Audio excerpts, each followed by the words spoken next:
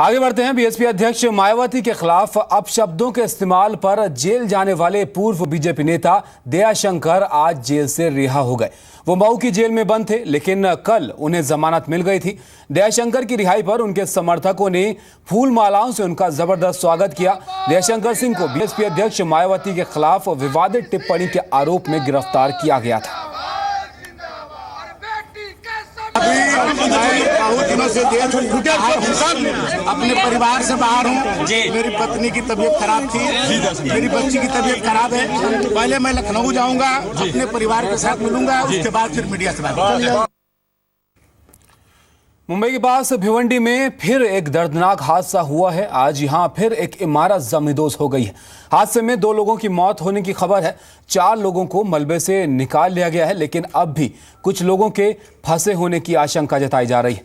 यह हादसा आज सुबह हनुमान टेकरी इलाके में हुआ और बताया यह जा रहा है कि इस इमारत में 2 से 3 परिवार रहते थे। मौके पर राहत और बचाव का काम फिलहाल जारी।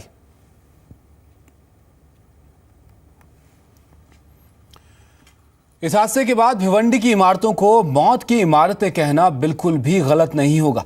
यहां आए दिन हादसे होते रहते हैं। इससे पहले भी 31 जुलाई को भिवंडी में इमारत गिरी थी, जिसमें 8 लोगों की मौत हो गई थी।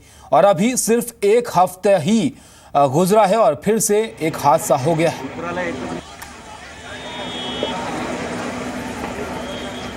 आगे बढ़ते हैं। महाराष्ट्र सरकार मुंबई को वाईफाई सिटी बनाएगी। इसके लिए शहर भर में 500 जगहों पर वाईफाई हॉटस्पॉट बनाए जाएंगे।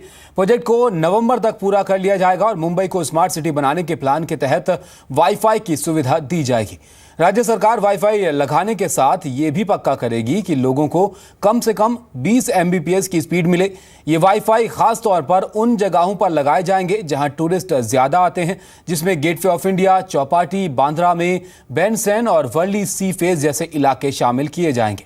यही नहीं, राज्य सरकार अक्टूबर तक शहर में करीब 5000 जगहों पर सीसीटीवी कैमरे लगाने की योजना को भी पूरा कर लेगी। शहर के भीड़ भाड़ और महत्वपूर्ण जगहों पर राज्य सरकार की निगरानी के लिए सीसीटीवी कैमरे लगाए जाएंगे। 26/11 के हमले के बाद शहर भर में सीसीटीवी की निगरानी की योजना बनी थी, जिसके तहत भी इन कैमरों का इस्तेमाल किया जाएगा।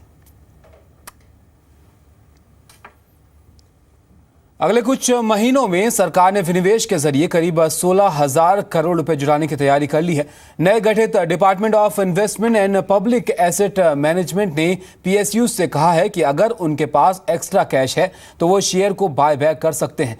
कोल इंडिया, एनएमडीसी, नेल्को, एमओआईएल और भारत इलेक्ट्रॉनिक्स ने बायबैक प्रपोजल को हरी झंडी दे दी है।